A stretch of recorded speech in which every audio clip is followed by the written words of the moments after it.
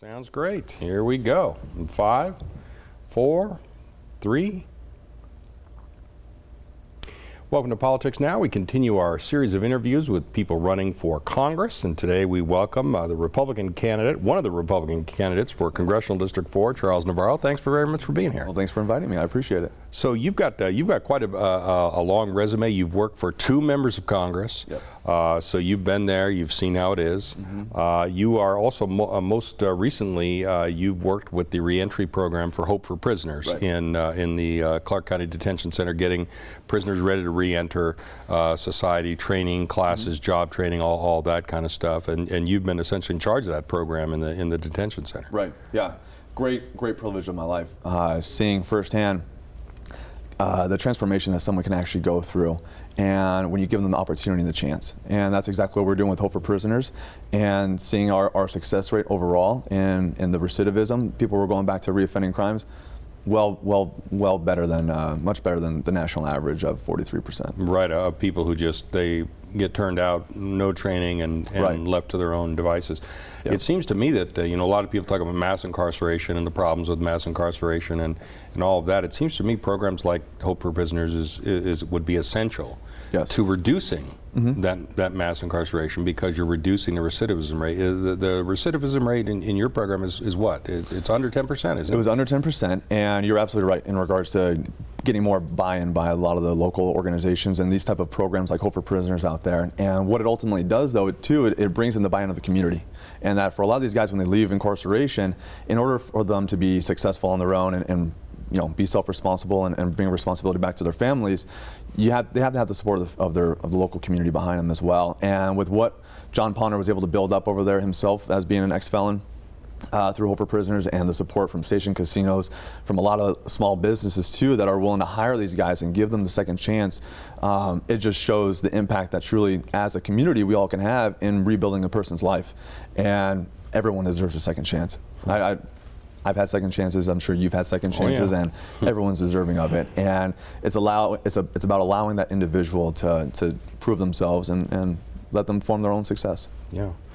You've also got extensive military experience, not only working on military issues for those members of Congress that Right. we mentioned, and we should say the members of Congress include Crescent Hardy, the former representative for the district that you're now running for. Correct. But also personally, as Right. a Navy veteran, you're a petty officer first class in the U.S. Navy Reserve. Correct. You work on security issues. Correct. At both in California and tough duty at Joint Base Pearl Harbor Hickam. Right. That's got to be real tough. But thank you for your service. Yeah, you're welcome. You're welcome. Hey, I have no say in where the military puts me, but Sure. I'll take it. You'll take it. Yeah. Absolutely. Could be worse. Yeah, Could be a could lot be worse. Yeah.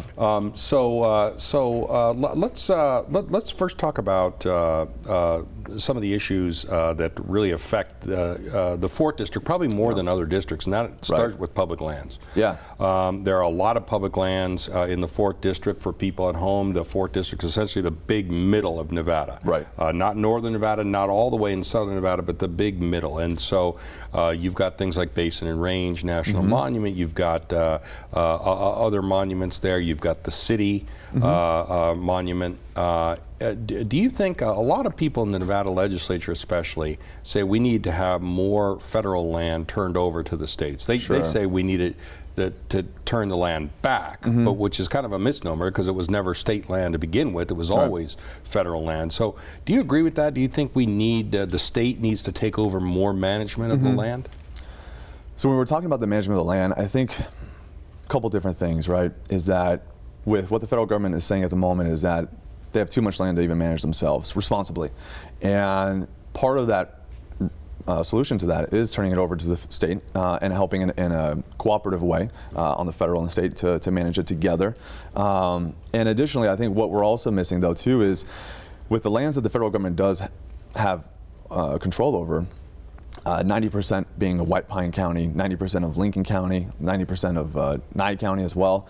And what we're missing the mark on, though, too, is the PILT, the refunding that these counties are receiving for the amount of land that the federal government has. And yeah, that's the payments in lieu of taxes. Correct. Because it's not privately owned, it's publicly owned. Correct. The federal government gives money to the states, which is much less than they would get if it was privately owned right. and Yeah, taxed. absolutely. And so what I'm saying, though, is that if the federal government is going to retain these lands, though, I think it should be done in a more even way. So in comparison, right, out here in Lincoln County, 90% land owned by government, they get about 13 to 15 cents per acre.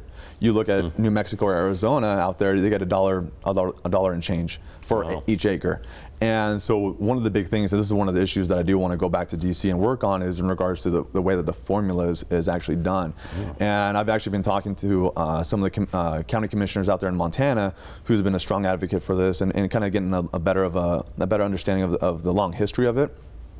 And so if the federal government isn't going to properly reimburse a lot of these counties, then I believe that it should then be turned over to the state level and allow them the opportunity to develop it and or secure it, however they feel best to deal with it, to manage it. Yeah, that's an interesting thing, that disparity between the states in terms of the payments in lieu of taxes. Right. One of the big public lands issues is the fact that Yucca Mountain is in Nye County. It's on federally owned and controlled land. Right. What's your position on that? There are people in Nye County who are going to be your constituents if you get elected who want it. There are other people in Las Vegas who are going to be your constituents who don't want it. Where do you come down on that? So with Yucca Mountain, first things first, I believe that as a representative, you got to have a seat at the table. And currently right now, with what Horsford's done and pulling himself out, saying he's not for it at all, period, it does a disservice in regards to the overall mission and what you're supposed to be doing as a representative. And so having a seat at the table first and foremost is important, because you have to be there to be the voice and represent the people of this district. So you wouldn't foreclose it immediately. You wouldn't say no way, no how. You would say, okay, let's sit down and talk. So we need to have the seat at the table, but then also more importantly, we need the process to play out in DC and let it finish up. Let the studies be conducted, and then make a decision. Let the constituents out here vote on it, or however the states may want to deal with it. But nonetheless, the representative needs to have a seat at the table and be there to be a voice. And if ultimately, if it does happen or whatever, we also need to make sure that there's going to be some stipend or something that comes back to the people too, because it should definitely not be forced down us in any way. Yeah. Who should vote on that? Should it just be the residents who are most affected, the ones who live near it, or should it be the whole state? So when you're looking at that, and I don't think anybody knows one route that all this material is going to be brought to Yucca Mountain. And so most certainly because of that, all the voters in Nevada should be voting on it, because we don't know what the route is going to be. And so it should definitely be put up to a vote through the state. Yeah. If that vote was held and it came out that, let's say it was 70-30 against, would that be your position? Would you say, look, we asked my constituents, they said no, we can't do it? Absolutely. Let the people speak. Okay. You talked with the Pahrump Valley Times on the issue of immigration. Sure. And you said something interesting. You said that the wait for people who have come here, who want to be citizens, they're already here, they're not citizens, they want to be, the wait of 10 years is just unreasonable. Right. Do you think there should be a pathway for people who have come here who are not citizens to become a citizen that doesn't take 10 years? So when we're looking at the bigger picture of immigration, there are a lot of things that are not being addressed. So when we're referring to DACA and allowing them and granting them citizenship, and when we're looking at border security, all those are different elements that play into the overall picture, our overarching picture of immigration. And so we need to be, as complicated as it is, we also need to be making sure that our representatives in DC, though, are addressing these issues wholeheartedly. And ultimately, though, you're going to have to, it's one element of it in regards to dealing with immigration out here, but some of the policies, too, that the Trump administration has done themselves have actually shown to be effective in what's happening. And truly, more so than not, politicians in D.C. are actually doing a disservice in utilizing immigration as a political football by not addressing it for so long. What Trump policies do you think are effective and that have been effective? Yeah, and so what we've recently seen through the partnership and the agreement that he's made with the Mexico's president. That's already drawn down in regards to the illegal crossings, and then additionally in Are you regard talking about the asylum seekers stopping them before to stay in Mexico and then make their application? Well, the ones that are in Mexico, then they deport them back to the countries where they come from. Okay. But then additionally, though, for the asylum process, though, as well, and doing it the right way, and not allowing people to take advantage of some of the process and systems that we've put in place. And again, that's why it's up to our legislators in D.C., though, to do their job and make sure that they actually vote and build on write a bill that's actually going to address a lot of these things to build up the system, the process that we need, so that way when people do apply for the process, they're not waiting the 10 years, 8 years, whatever it may be. Yeah. How about the wall? Is the wall a good idea or a bad idea, you think? So I'm all for border security. I believe that every sovereign nation deserves the right to defend themselves or to have their own border security in that sense. But again, that's only one small piece of it. That's not going to be the one golden ticket that's going to resolve immigration at all. And again, that's why we need to have that bigger discussion, a bigger talk about all those different facets that come together to actually implement and create a positive immigration system. Yeah. The way we talk about the issue, the way it's been talked about since President Trump took over, a lot of people think that is, kind of engenders some feelings of alienation and maybe anger at immigrants, that it's built up this anti-immigrant sentiment. Is there a way to talk about the immigration issue in a productive way without saying, hey, blaming people for crimes and blaming people for joblessness and all that kind of stuff? Yeah. So when people get arrested, Facts are the facts. But the other thing too, and especially in this district and out here in Las Vegas Valley, and when you look at actually small business owners, there are twice as many owned by immigrants than there are of citizens here. And so knowing that fact, knowing what the positive change that they can bring to our community and how it is that they help impact us, I mean, that speaks volumes for itself, and it just lends itself to how it is that we can carry on that discussion and the overall importance that immigrants play into our society. Yeah. That child separation policy has been very controversial. It's been going on under different presidents for a long time. Right. In a way of, but it seems in most recent years, it's almost been used as a deterrent, as they basically say, look, don't come here, because if you do, we're going to separate your family. We're going to do a very strict enforcement of that policy. Is that a good idea, do you think?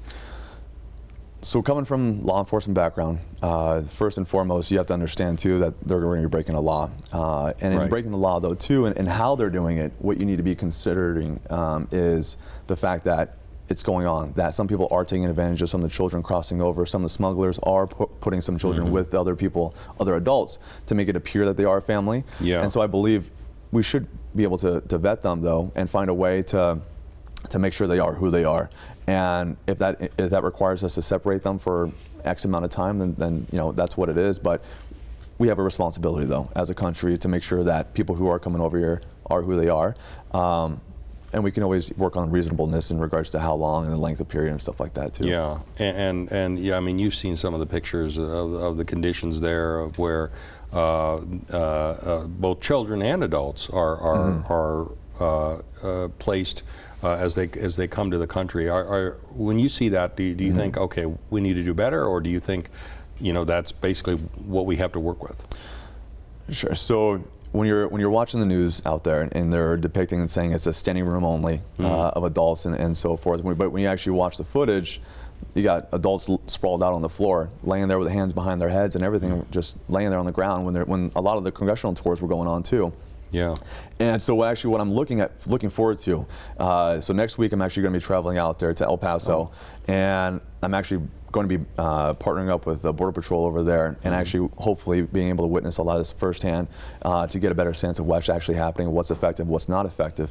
But I mean, it's a holding cell. There are certain hygienic things that we can also provide to certain people over there, of course. But if that's what we deem necessary, of course, we can always allow our legislators, though, to provide the funding to build up whatever appropriate funding or facilities that they want to be seen built. So. Yeah. Last question on that. A lot of those detention facilities are run by private contractors. They're privately owned and operated. Should that be allowed, or should that be a government function?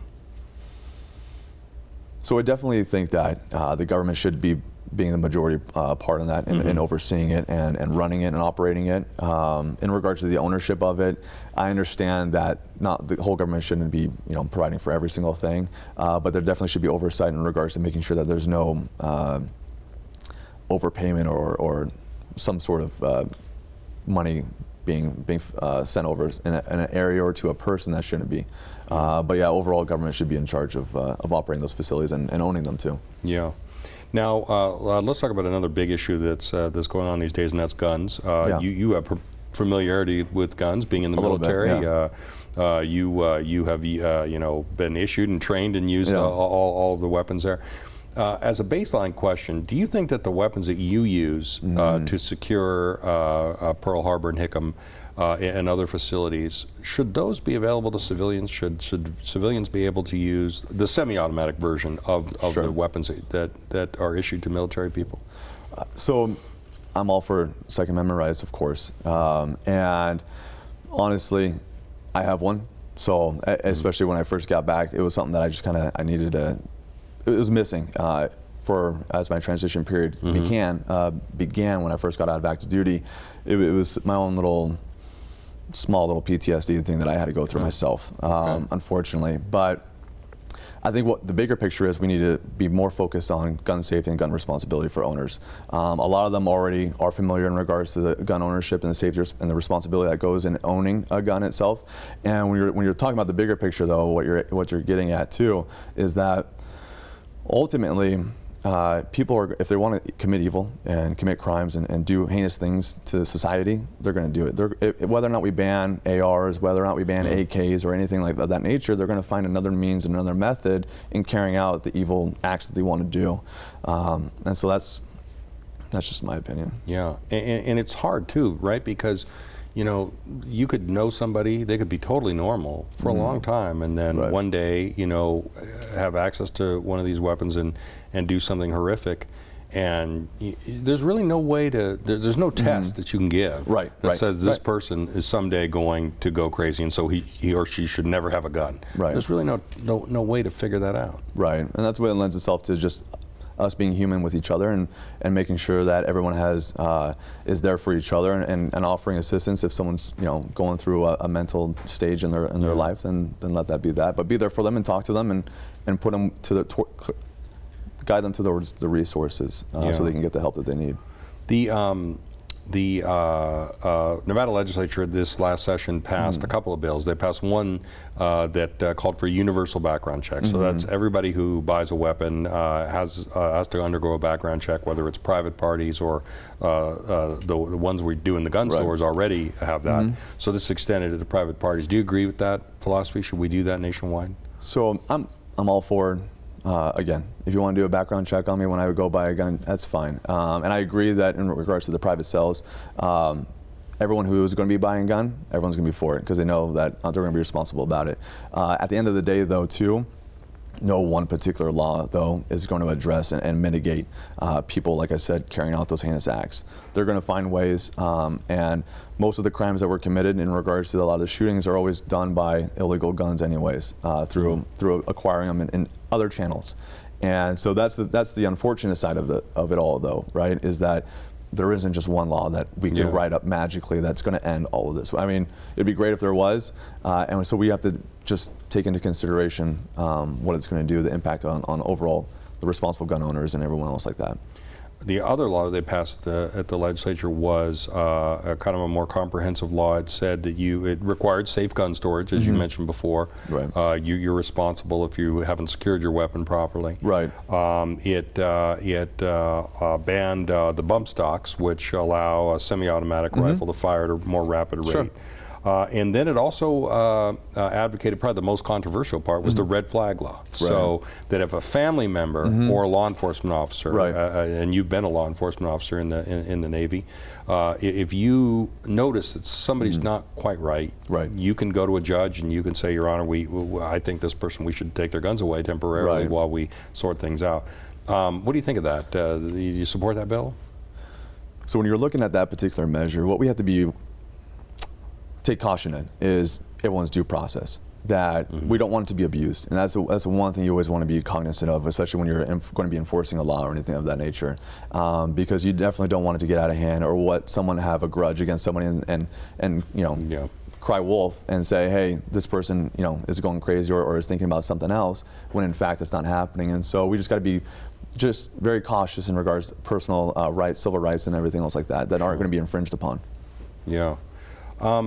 Let's talk about President Trump. You're going to be running the same year as President Trump. Do you think he is help to candidates, or does he hurt candidates? I guess it depends on the race, depends on the district, depends on the person.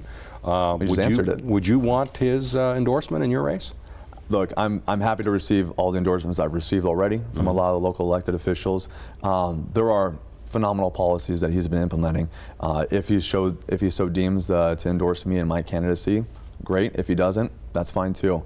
But nonetheless, I'm going to get out there and get my message to the constituents of this district, letting them know my policies, where I stand on issues, and what I intend to do for them in D.C., and let the voters understand me and who I am, and let that be that. Yeah. What do you think are the best things that he's done? Things that you might say, hey, I agree with that, and I'll run on that agenda. So when you're looking at some of the good policies that he's actually started to implement, again, hitting back at the immigration stuff that he's done, though I believe in the end it needs to be done by the congressional delegation, and those individuals are the ones that actually need to write those laws that are going to be enforced to fix it. Secondly, though, the initiatives that he's done on prison reform, it's phenomenal.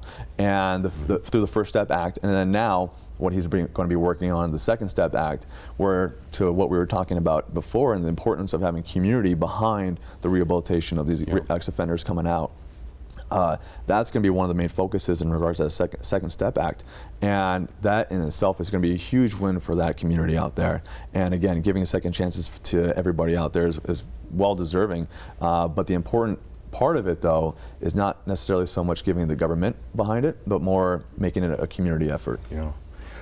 You mentioned going out and talking about your agenda.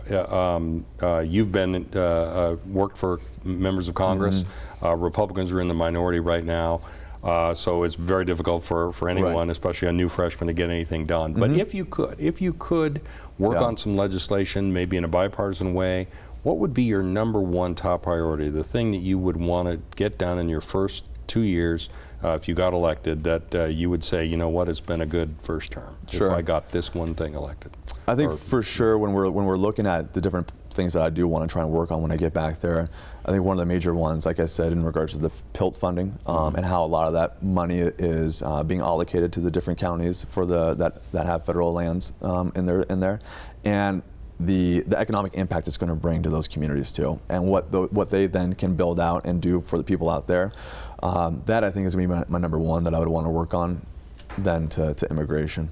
Yeah, absolutely. Well, that would certainly have a lot of big impact in those communities, and they would be very appreciative of getting that additional money. Sounds good. Well, Charles Navarro, thanks very much for sitting down with us on Politics Now. We really appreciate it. Good luck in your campaign. We hope you come back. I will. Thank you. Great.